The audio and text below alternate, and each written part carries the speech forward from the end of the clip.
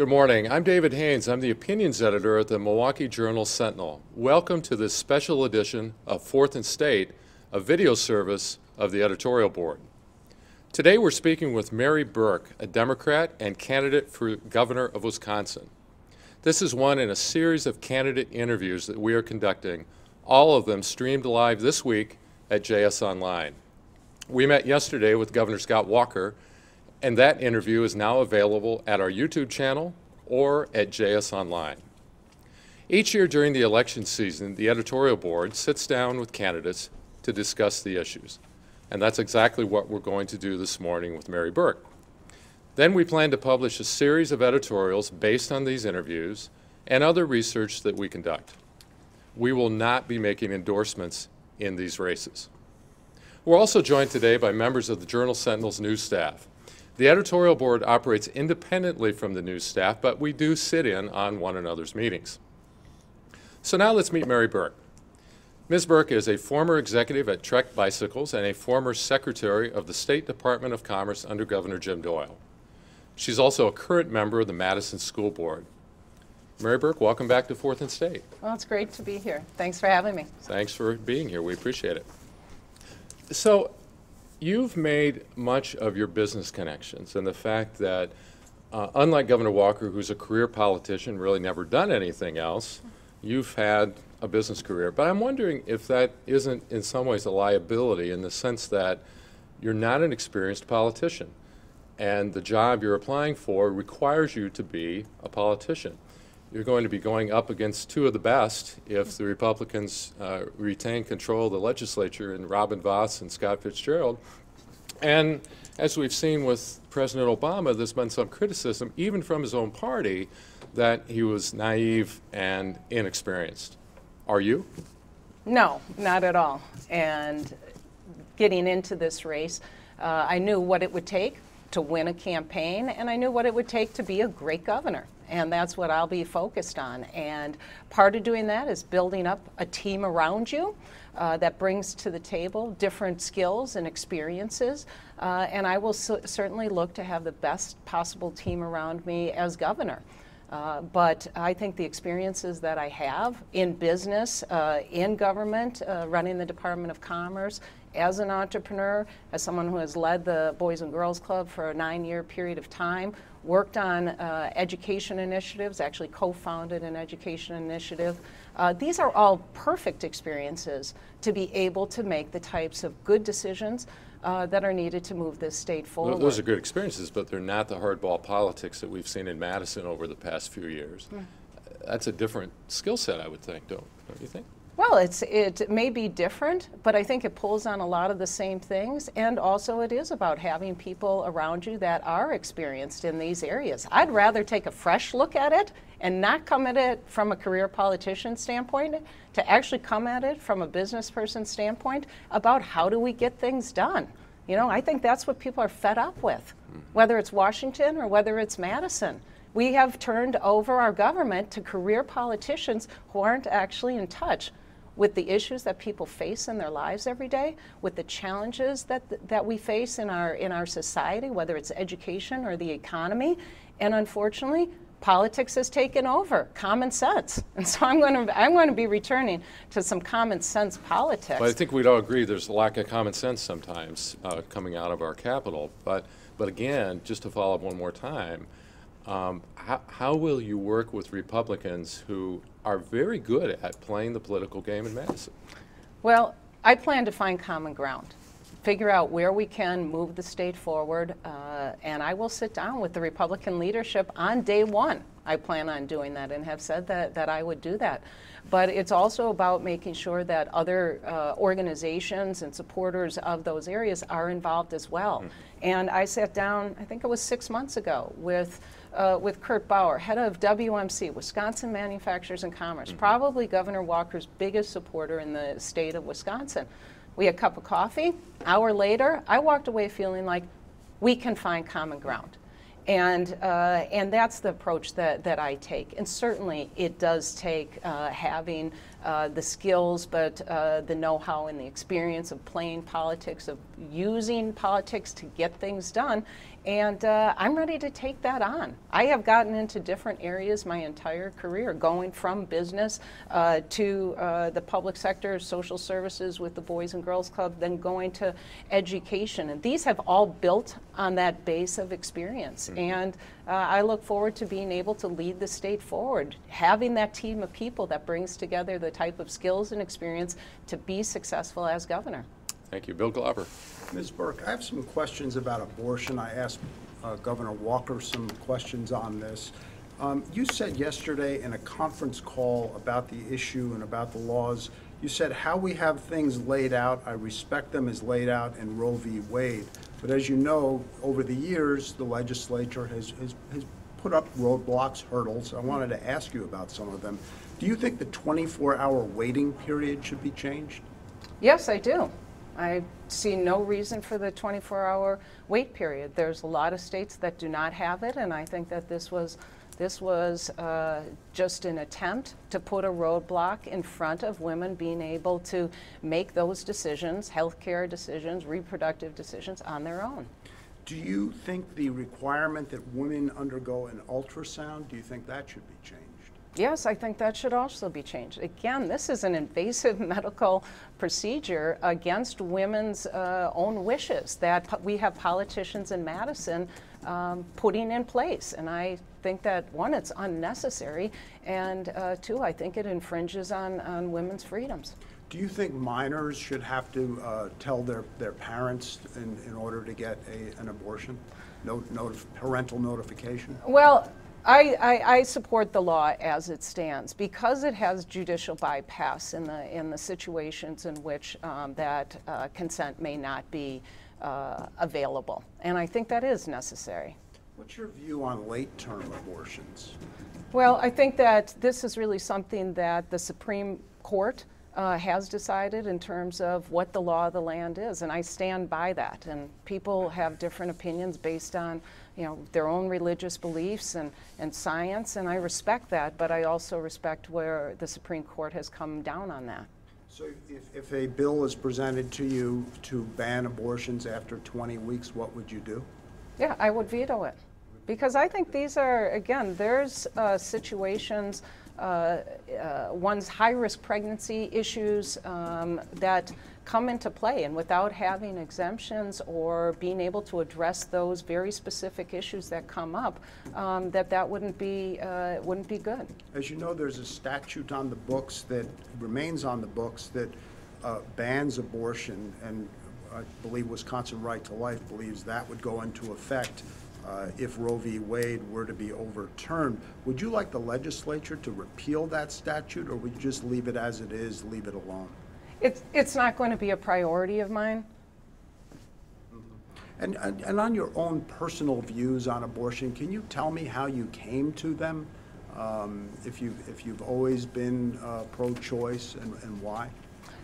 Yeah, I can't pinpoint any particular event that would contribute to what that is or what my viewpoints are. I guess it's something that has come through my upbringing and experience, but I think that I mean, I was raised a Catholic. I have those values, but I also believe that also women should have those that ability to make their own decisions when it comes to decisions regarding their own body. How do you square those two? The fact that you are Catholic, and there are a number of Catholics, and the leadership of the church is, certainly pro-life. How do you square those two things? Your personal pro-choice views and your Catholic upbringing. I don't see that there's any that they have to be diametrically opposed. I am not a straight ideologue when it comes to religion. And that it isn't only in that area, but it's in other ones. They're general values and how I guide my life. And one more question on this subject, if you may. Yesterday, when Governor Walker was asked about this, he said that nobody is asking about this subject. They want to talk about jobs and the economy. What are you hearing on the campaign trail?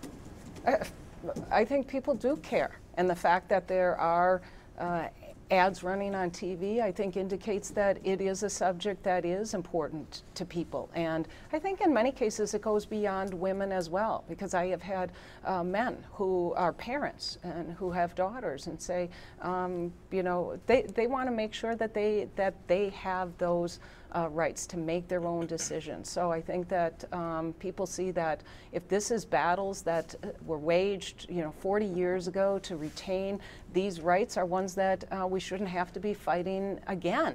And a quick follow to that, one other thing that the governor said, he indicated that he believed a fetus was a citizen person. What's your view on that? Well, I think it is whether people abide by religious beliefs or science, and I abide by what the Supreme Court decided. Okay, thank you. You mentioned you've been critical of Governor Walker regarding his helping out special interests who've helped him in past elections. You've just stated a couple areas on abortion that you would like to see repealed. If you pursued those things, would it not look like you also were helping out a special interest that's helping you in this election, giving Emily's List support for you throughout this race?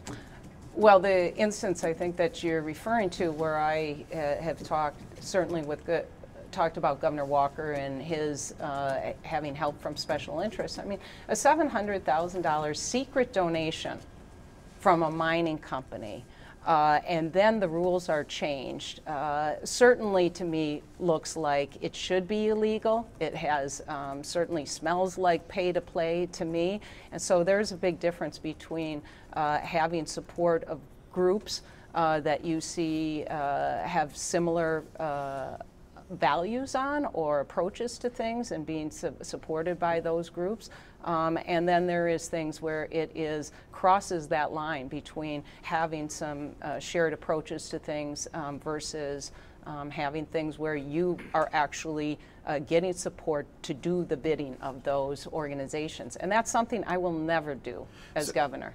But labor groups are putting a good amount of money into Greater Wisconsin, which is running ads for you. Do you think you'll feel any pressure to help them out or to act on behalf of labor groups if you're elected?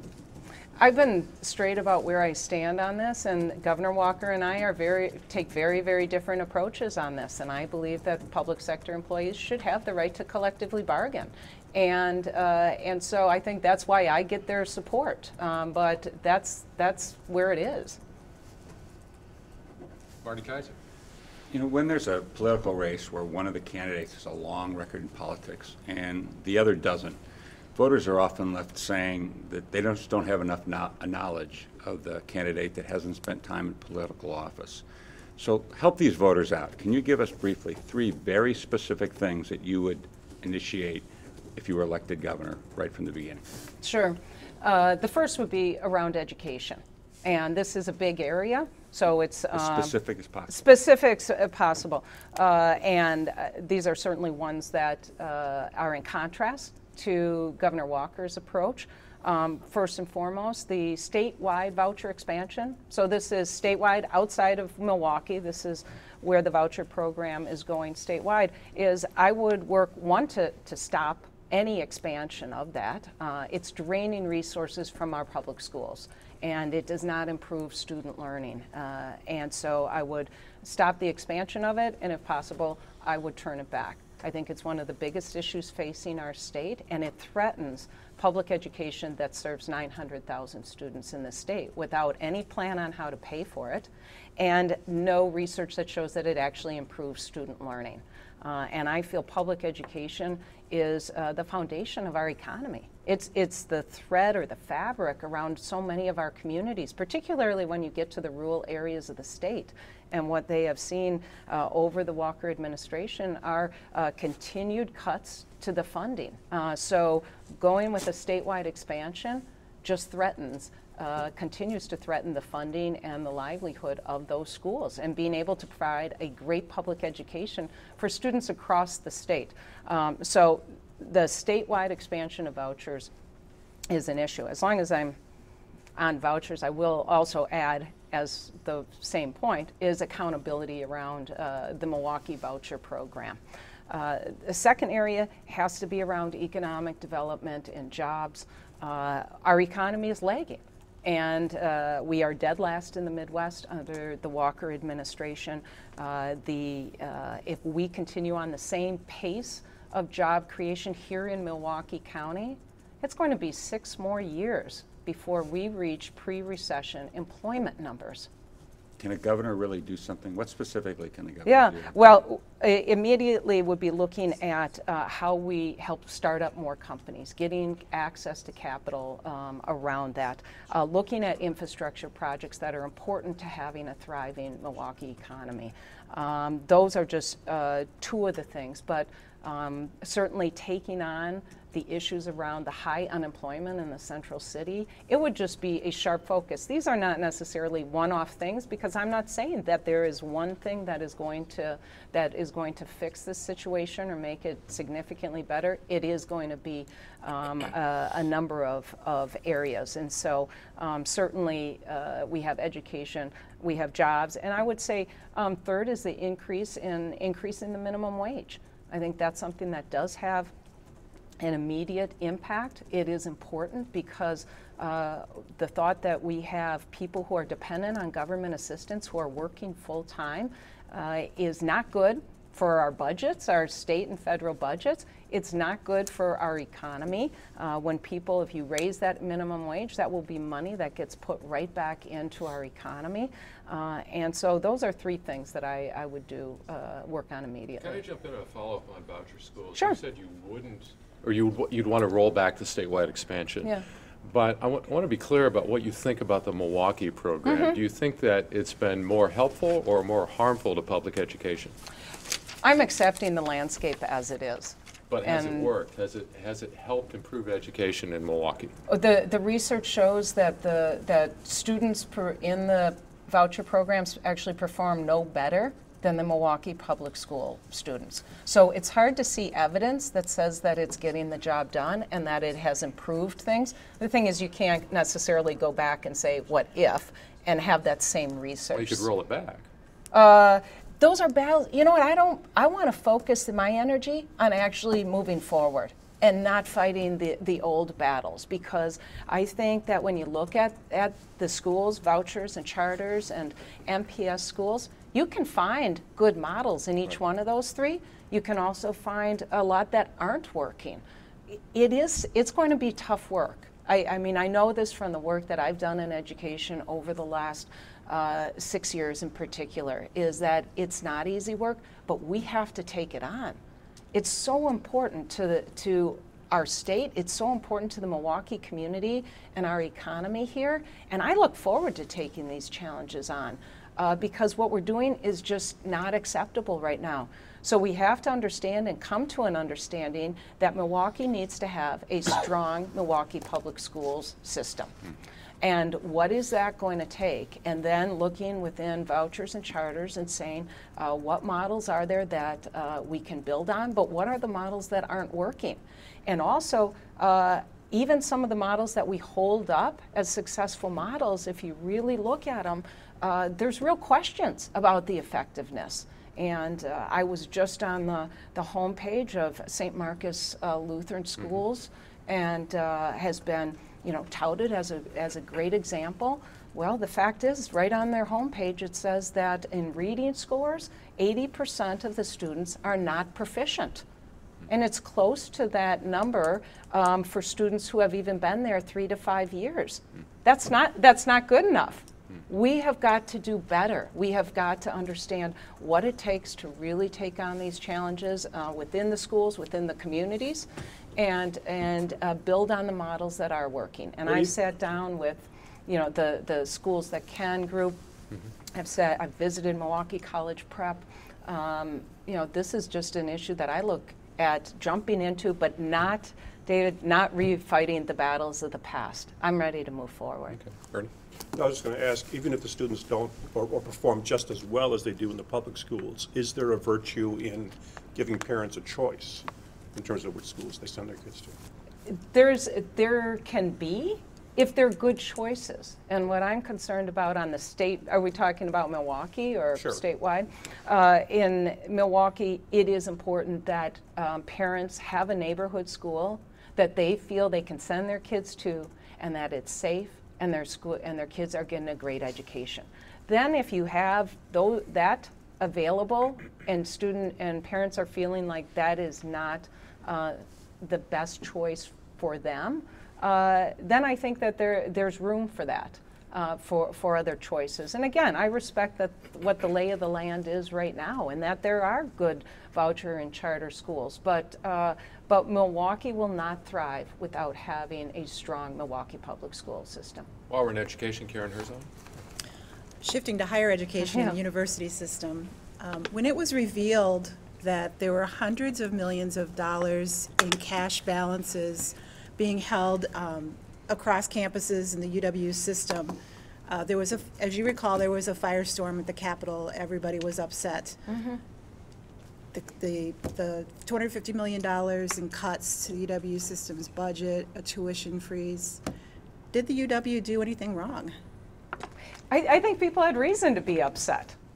This is either tuition money or taxpayer money, and if you're a public institution, you got to be accountable for it. And when we have seen hikes in tuition that are higher than the rate of inflation, you have to be accountable for why you need to increase tuition higher than that rate. And so to find out that these large cash balances are there without really being able to clearly identify why and justify them, that's a problem. And so I think that they need to be held accountable for that. When you talk about accountability, are you referring to transparency? I'm wondering whether you think that there should be cash reserves in the UW system, and if so, how much? There does need to be cash reserves because you may have changes or unreliability in funding sources that indicate that you need to be able to constantly be able to run your operations. And so I think that a reasonable amount, and I think I look at what other schools of higher ed feel is necessary in order to do that. But we need to relook at that and say what is necessary and what purpose does it serve. Now, a lot of that money was designed or set aside for specific purposes that was not accessible to be able to use as operating funds. So that's why you need to have the transparency to understand how much is actually reserves, how much is dedicated for other purposes for the future, and be clear on that accounting. 6 months ago, you were here and you were asked about tuition increases. Yeah. And you said you didn't think that freezing tuition was the right way to go, and you thought 5.8% was too high. And then when we tried to press you and figure out what you thought an appropriate increase was, you told us you'd study it. It's been 6 months. Where are you now? I've studied it. And Exactly. No, I mean, Dan, I'll be honest with you. I want to bring down the cost of higher education. The reason I don't think that tuition freezes alone are the answer is that we need to have a thriving UW system. I want to increase the capacity. I want more students because we know that more and more jobs require higher education, whether it's technical college or whether it's university. So we need to increase the capacity. We need to bring down the costs. And so if you just say tuition freeze, like Governor Walker does, and you say you're not going to put any more state funding into it, that in essence is saying they need to cut. And without identifying where you're going to cut, I think it's irresponsible, and it's not saying what the other side is. It's easy to get a political soundbite and say, I'm just going to freeze tuition, but then basically you're endorsing cutting programs at the UW unless you're going to put more state aid into it. so you're still not sure? I'm still, no. I would like to hold tuition, I would like to freeze tuition for another 2 years, but I need to have money in the state budget to be able to offset When we that. ask you questions over the last 6 months, it seems like your answer, your knee-jerk answer is, we're going to study this. And it seems like for someone without a political background, that's very much a trust me sort of question, answer that you're giving us.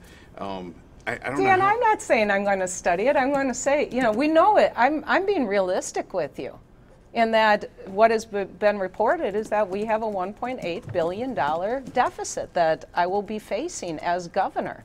And so when you put together those budgets, there are a lot of different pieces to it. The UW system, it's a huge piece. And so it will be a priority of mine to put more money into both our K-12 system and our university system and technical college And you system. said you are in support of a freeze for the next 2 years, right? If you could pull money, if there could be additional state aid that is put into the UW system, because I don't want to see cuts. On some campuses, they actually aren't carrying reserves. Some of the campuses have no reserves available to them. So it's also looking campus by campus and saying what is necessary. Are there other areas that programs can be cut? But I don't believe that just holding tuition without any additional state funding that could see programs cut at our universities is the answer. But if we can put additional state aid into it and hold tuition freezes and freeze tuition, I'd do it. If you want to add if you want to add additional state money to higher education, where is that coming from? Is it coming from somewhere else that you would identify as I hate to say lower priority, but if you have to make those hard decisions, where does that money come from? That's where I'd look at every single item and say, do we really need to be spending this amount of money? Certainly I have identified that the private school tuition tax deduction is one that I would roll back. I would certainly roll back the voucher expansion, statewide voucher expansion funding. So going line item by line item and seeing where are you going to put priority. Certainly I'd accept the federal Medicaid money. That's $206 million in this budget alone. I want to remind viewers that we're taking questions also on social media, and our hashtag is JSElection, and James Causey has one of those. Yeah, actually I have two questions. Sticking with education, one person wants to know, what would you do to reduce costs or not reduce costs, what would you do to help students refinance their student loans? It seems like they're burdened with student loans. They can't get from under this burden. These are the people who buy cars, they make the purchases and stuff, but they're burdened by student loans. Would you be in support of refinancing student loans in any way, shape, or form? I am definitely in favor of that and have that in my Invest for Success jobs plan. And it is, there's no sense if the state can borrow at a significantly lower rate than people are paying on their student loans, 6, 7, 8%. That makes common sense. And it is money that gets put back into the Wisconsin economy. Why do you think in the past that they've been so against refinancing student loans? I can't speak for them. I think it's a great idea. Okay. Second question, as far as jobs, we know that we have a problem here in Milwaukee. Half of black men, some reports say, are unemployed, can't find work. What's your plan for helping men, women? What's your plan for jobs here in Milwaukee? Because, the governor was here yesterday. He was talking about jobs in Middleton and all these other places, but I didn't hear him say anything specific about jobs in Milwaukee. How do you create jobs here? How do you bring companies to Milwaukee, especially to the central city? Well, I think it has a really good opportunity to have incentives for areas that can bring jobs specifically. But we can't rely on just one employer or a couple of companies to do this. I think we have to look at it on a much broader basis. So first and foremost, I would look at how we can actually create development zones around incentives that will bring companies right to the central city, and that they're hiring people from the central city to fill those jobs, because it's one thing to bring in a company, but if they're not hiring people from the central city, it doesn't really help the real issue that we're facing. The other thing we have to do is we have to have more businesses starting up, growing, and thriving within the central city. And one example that I give in my jobs plan is the Cleveland Clinic. They're considered an anchor institution. We have anchor institutions in Milwaukee around healthcare, the hospitals, the education institutions that have seen that they have a greater role in the community in terms of being able to spur economic development. So they actually play a role in helping businesses get started, giving them contracts, being a customer of theirs, helping them develop the business skills and startup capital to open businesses and do that. Then you're not only hiring people from those local areas, but you're keeping wealth within that community as well. I drive through the central city, I see way too many boarded up storefronts. We have to look at how we can actually have local ownership of businesses on things and areas that people are spending money in those neighborhoods, that they are locally owned, and that wealth stays within that community. So I think that we need a small business initiative that is very much targeted at smaller retail-oriented service operations that operate locally operated, local people employed, develop the business skills in order to be successful with that. Would you also increase transitional jobs, funding for transitional jobs? If they're being effective, I would.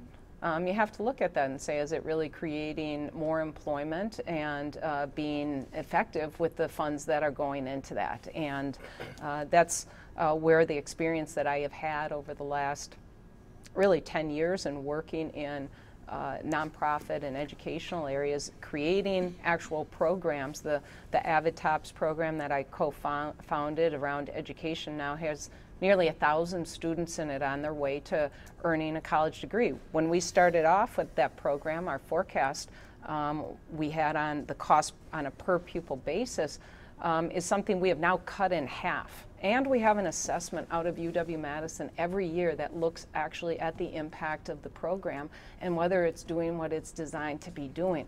So I'm one who believes that when we set up programs, we have to take a really hard look at the effectiveness of them before we say we're just going to expand them. Thank you. If we could circle back to Medicaid funding, the expanded Medicaid funding, you said that you believe Wisconsin should have taken it. And the governor was here yesterday and made a case that the federal government can't be trusted to live up to its commitments. Why do you think he's wrong? Because I think I was reading a PolitiFact that actually said he's wrong. That they looked back and looked over the time of the Medicaid program, and the government hasn't reneged on it at all. And they haven't changed that funding formula. And so this makes just no sense at all not taking this funding. I mean, for something where in the next 10 years it's billions of dollars. And that's not only money that reduces the cost of health care for folks here, but it's money that comes into our economy. And that's money from outside of the state that comes in that has a multiplier effect on jobs. But do you expect that it's sustainable funding? Yes, I have every reason to believe, given the track record of Medicaid and looking at it, absolutely. Another question from one of our readers, Aaron Fabrizius, is interested in family care. Do you favor an expansion? And what other things can you do, or would you do, to strengthen employment outcomes for people with disabilities? Yeah. I think the family care program looks like it actually saves money in the long term. So we should look at how we can expand that. And so I definitely would consider that. And in terms of helping folks with disabilities, I think that there's a lot that we can be doing. Certainly the federal government has recently changed their guidelines around employment with regards to those with disabilities. I think we have to make sure that in implementing those guidelines, we are doing what is best for those with disabilities and their families. And I am concerned that we approach that in a way that does look at that outside employment, doesn't take a cookie cutter approach to every person who has a disability, because there's a wide range there. And in some cases, some type of employment might be the proper type of employment. In other cases, it might look very different from that.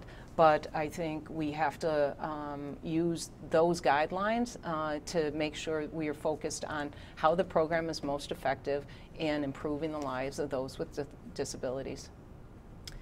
Back to your jobs plan for a second.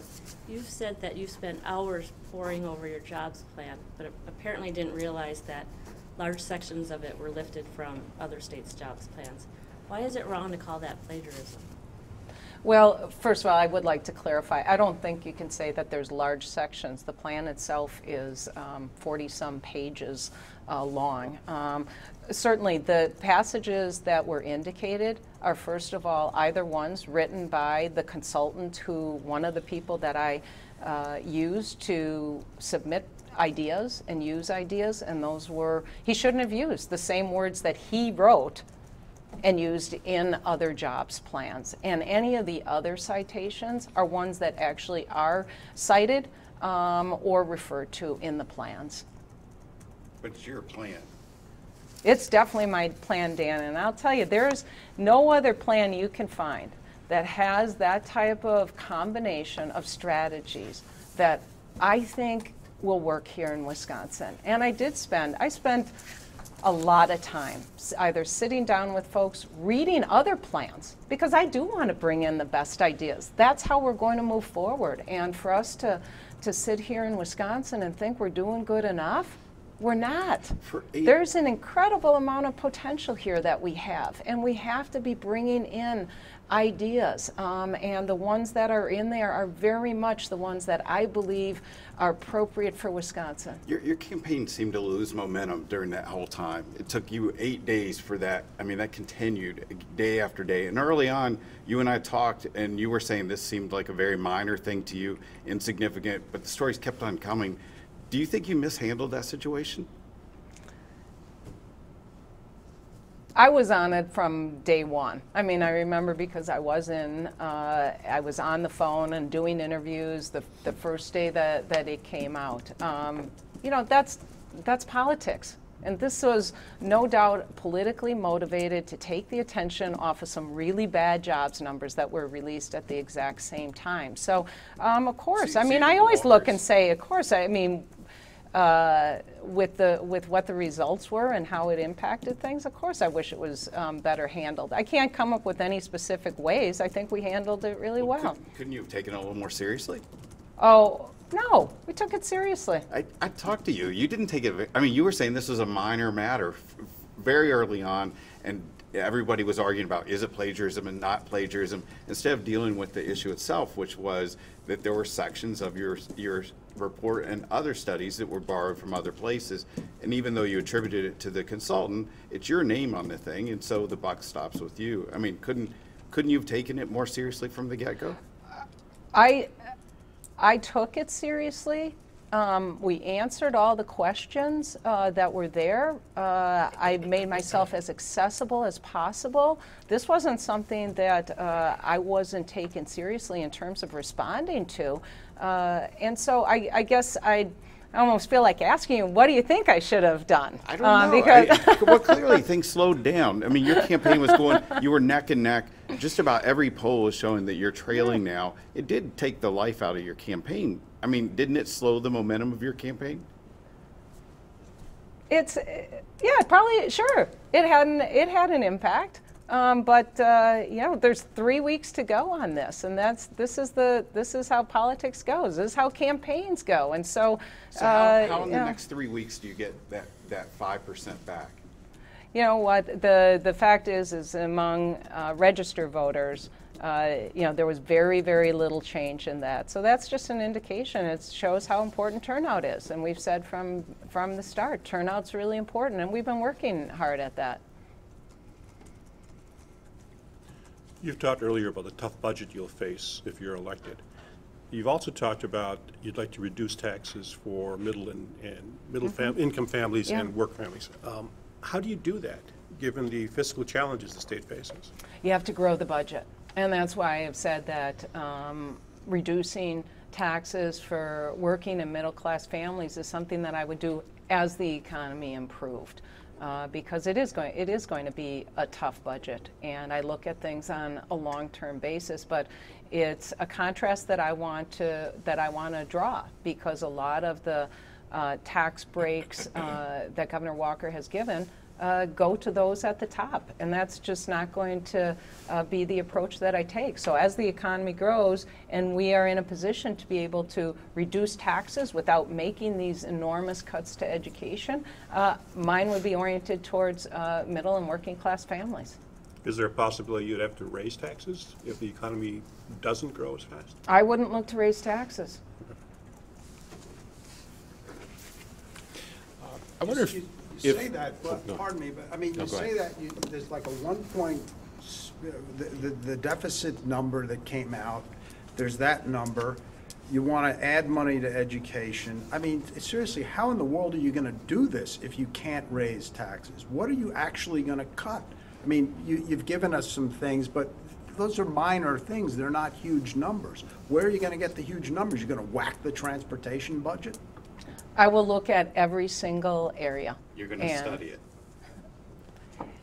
The budget's a $70 billion budget. So yes, I am going to take time with the budget to make sure that we are making the best decisions. And we are now still almost a year away from when that budget will be in place. We saw that what was being forecasted earlier in the year was off, and so I'm going to deal with the budget on day one and make sure we are looking at it on a realistic basis and looking at every single area.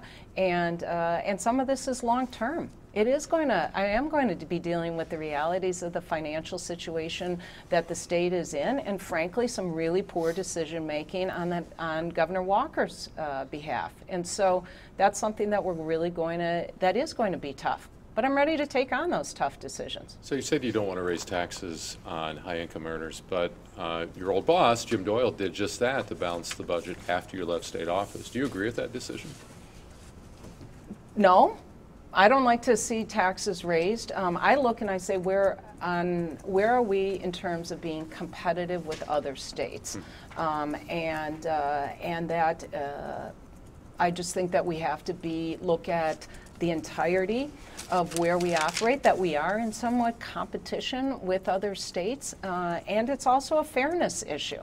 And so I would look to say, where do we stand? And so certainly the budget that was being faced at that time is a very different budget, and I'm not going to second guess those decisions. They're not decisions that I do have the information to make right now and know what all those different pieces are and the different options.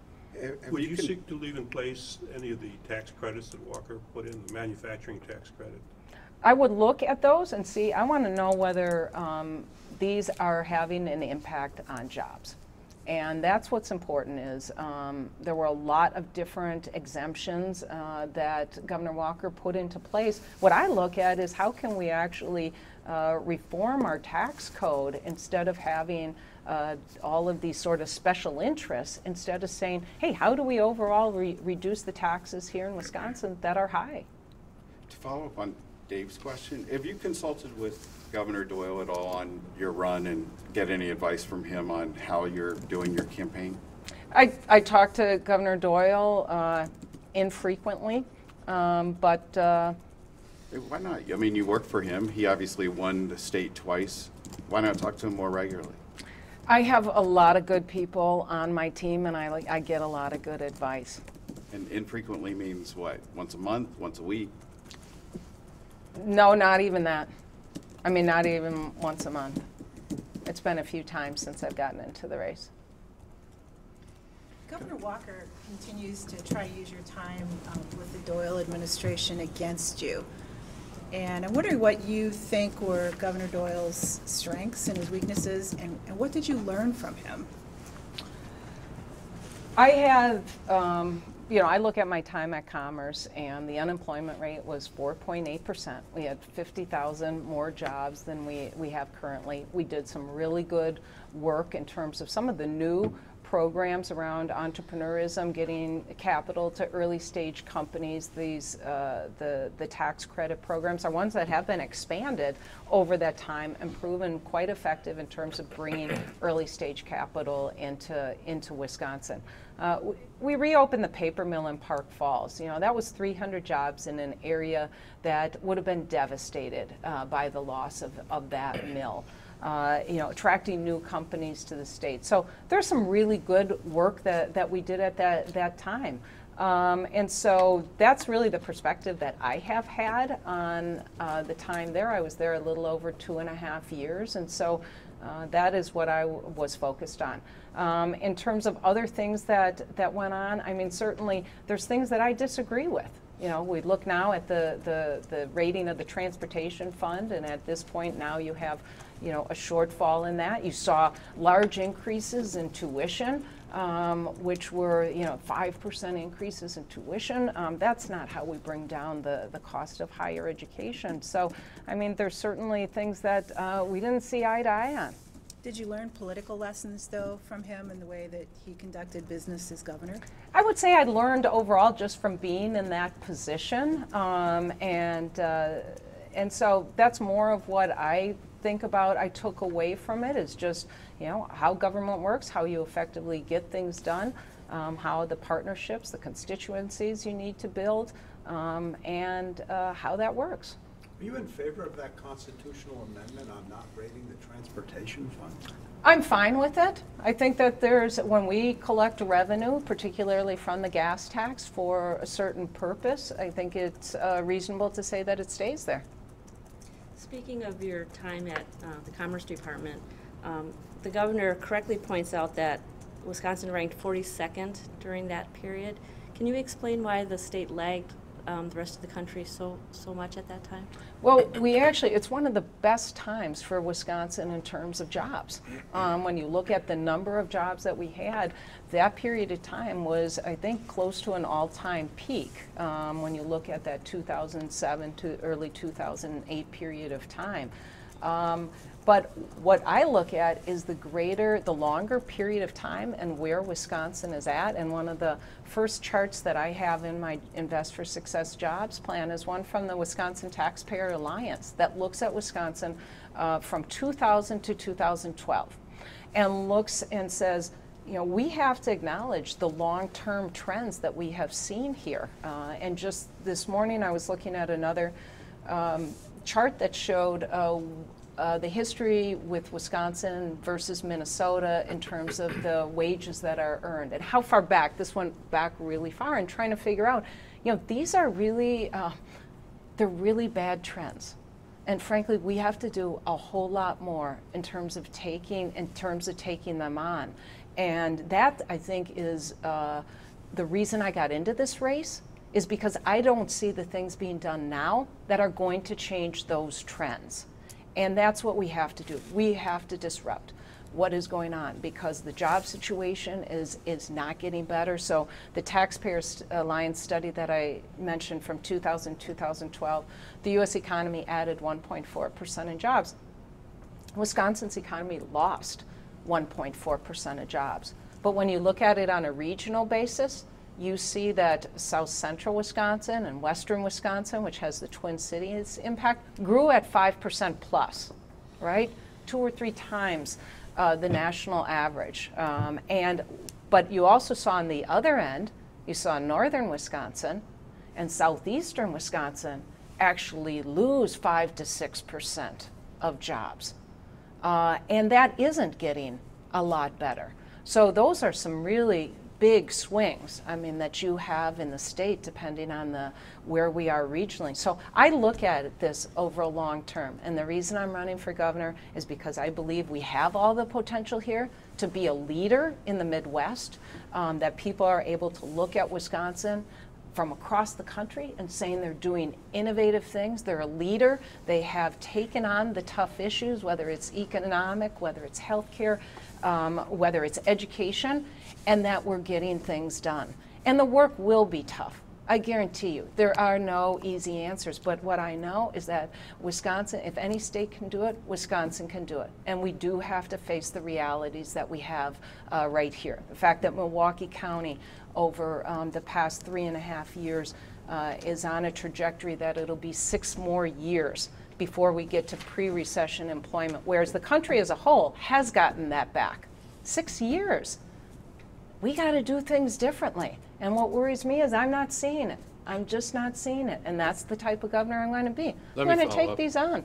Let me follow up on the your time at Commerce. There was a legislative audit report that came out 2006, 2007. I don't remember exactly when. I believe covered part of your time there. And it was scathing. It looked at these enormous number of programs that weren't well coordinated, that weren't well monitored, and it recommended some changes. Were you aware of those issues, and what did you do to try to fix them? And then as a follow-up to that, one of the answers that the Walker administration had was the Wisconsin Economic Development Corp, which we have now. Is that an improvement?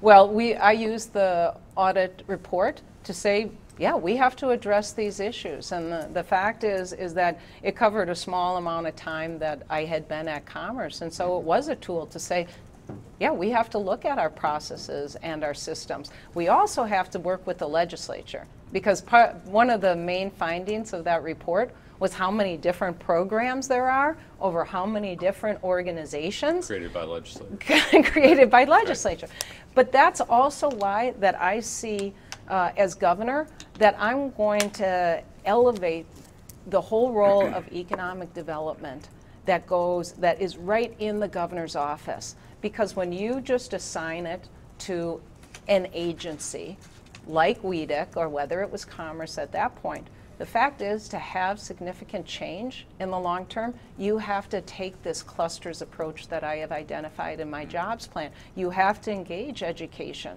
You have to engage industry. You have to engage the regulatory areas. You have to engage city and local governments as well, and the nonprofit community.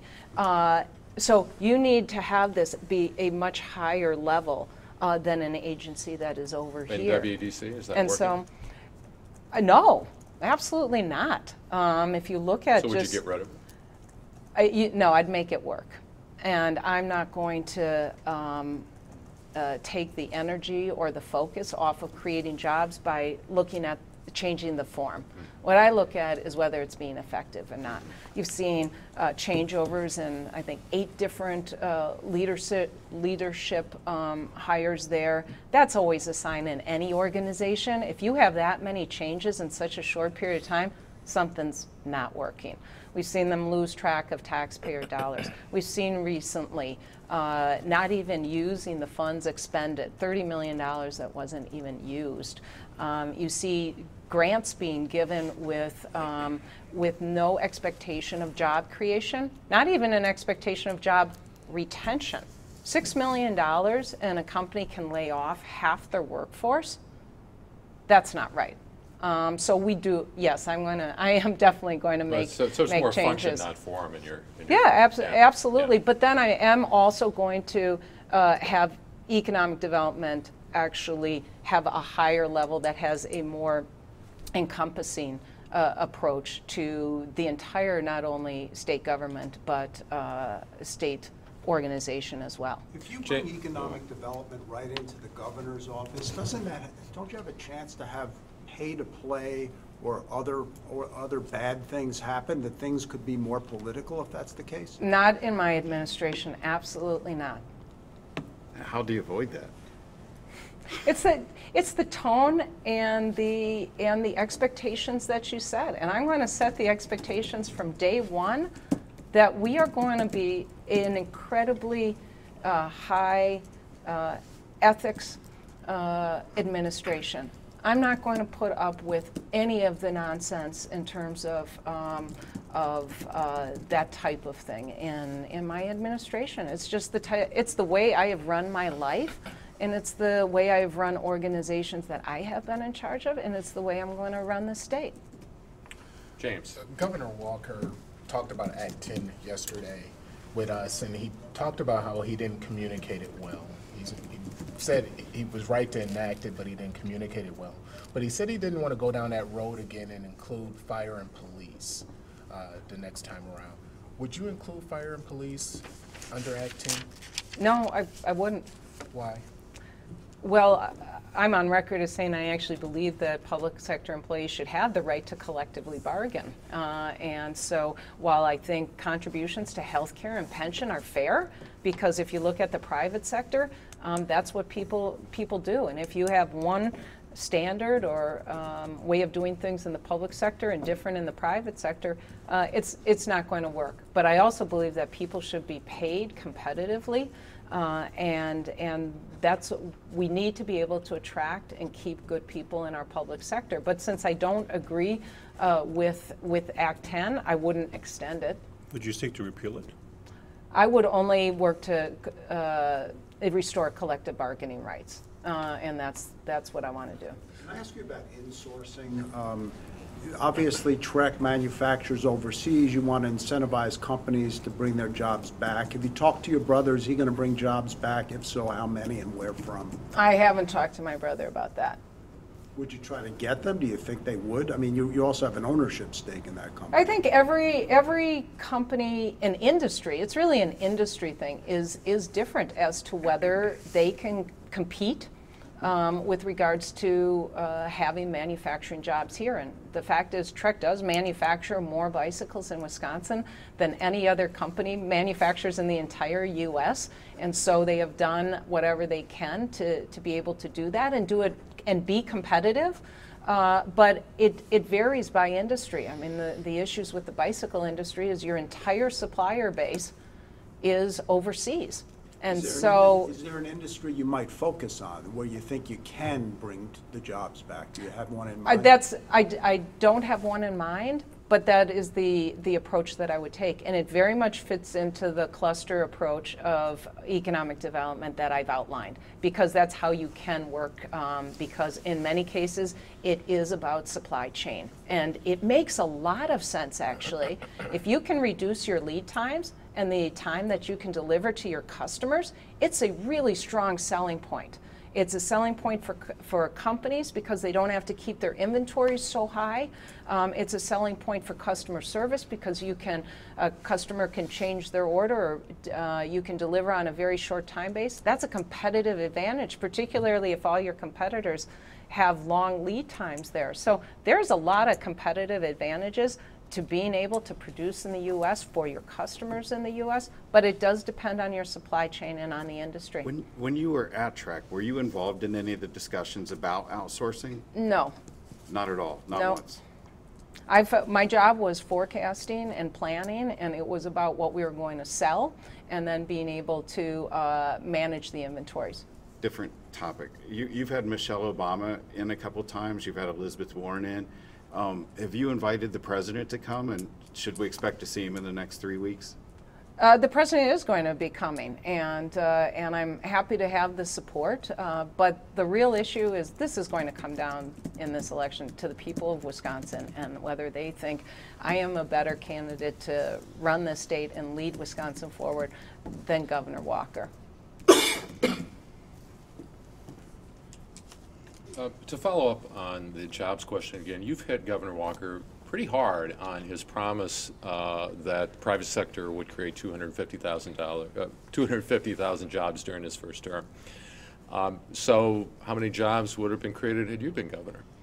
Well, I do want to comment on why we mention this, why I mention it, is because he made the promise and he said that he should be held accountable to it. And I think any time that you have politicians that make election year promises to win votes and then say they should be held accountable, they should be held accountable. And so that's certainly why it is an issue in this campaign. But regardless of the promise, we're 10th out of 10 Midwestern states in terms of job growth over Governor Walker's term. And so the promise is one thing, but the lagging jobs growth stands regardless of what the promise is. And what I have said is that I'm going to lead this state so we have a top 10 thriving economy. And that is setting a vision. And what we need a vision here. We need a vision for Milwaukee. We need a vision for Wisconsin, and that's what's going to lead us forward. And I mean, that is experience that I do bring from the private sector. Trek, a number of years ago, set out and it said it's going to be the best bike company in the world. And that's what they go to work for every single day, and that's what forms the decisions, is how can we be the best bike company in the world? We need leadership that sets a vision for Wisconsin. And that is my vision for Wisconsin. And I have outlined in my jobs plan the metrics that we're going to keep track of, that will be transparent, that will be on a website to say whether we are heading in that direction and what sort of progress that we're making. And that's my promise to the people of Wisconsin. The Twin Cities, and there's no doubt the Twin Cities over the past 30 years has surpassed the Milwaukee area. Minnesota's now a little bit better than Wisconsin. Why do you think that is? And does it have anything to do with politics, or is it more just a mix of the industries that we have? Well, I don't call it politics as much as I do call it economic development. And certainly there are things that are specific to the Twin Cities. You can't just replicate and say, well, we can do that here. But you can also look at areas like Madison that have had strong growth rates as well. And what has played into that?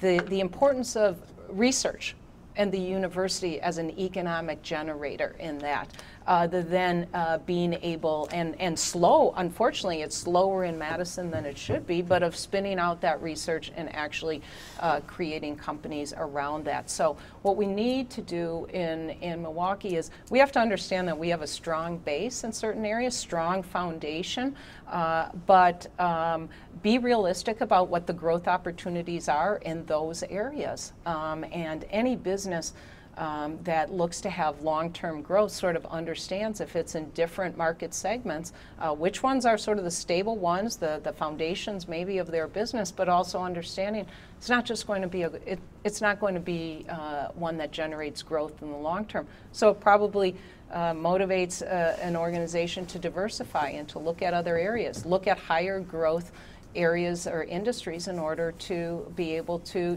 grow. That's one of the reasons Trek many years ago, I went over and started up the European operations, grew that from $3 million to $50 million, that was a growth area. Well, we have to identify some growth areas here that are the ones that we can generate economic growth from, along with making sure that our foundation is healthy.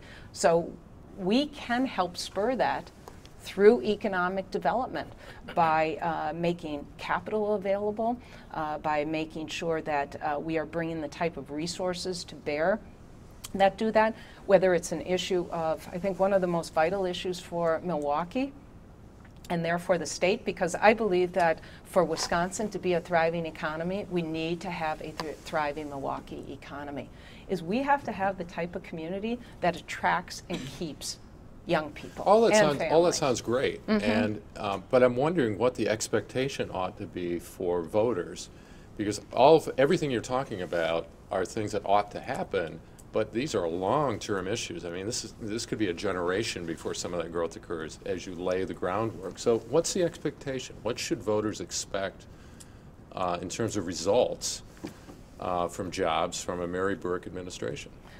I think they can have expectations. Some of them are short-term and some are long-term. But in terms of short-term, we do have measurements, and those are the sort of metrics that I have laid out, whether it's business starts, whether it's the amount of capital that comes in. You look and you see next door in Michigan where they have, they created a venture fund. It's $200 million. Right. We did $25 million. It's not going to move the needle. Right. You have to put the things in place that are actually going to move the needle if you really want to get results. You look at the area of tourism. Michigan a number of years ago said they couldn't rely on on the residents of Michigan to be able to generate the type of tourism dollars that they needed because of the decline in the auto industry.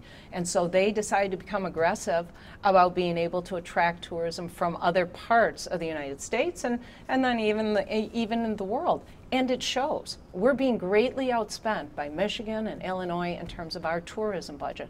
That's something actually that can have a fairly immediate impact. So there are definitely, there are the short term and the long term. But the voters can expect results on both. We have time for one last question. Marty, you want to take it?